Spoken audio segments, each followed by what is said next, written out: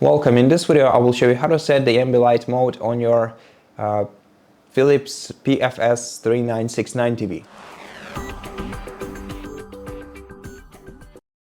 To set the Ambilight mode, from the home screen of your device, navigate to the gear icon in the top right corner of the screen to open Settings. Here in Settings we want to find and select Ambilight tab. Then in Ambilight go to Ambilight Style and simply change the style to one of the available ones. So if you want to disable Ambilight, go with Off. If you want to use the standard Ambilight, go with Standard option. If you want to have just one color, select Fixed color option. And if you want to adjust the Ambilights to some specific content type, then select one of these ones. So we have music, gaming, cinema, or sports.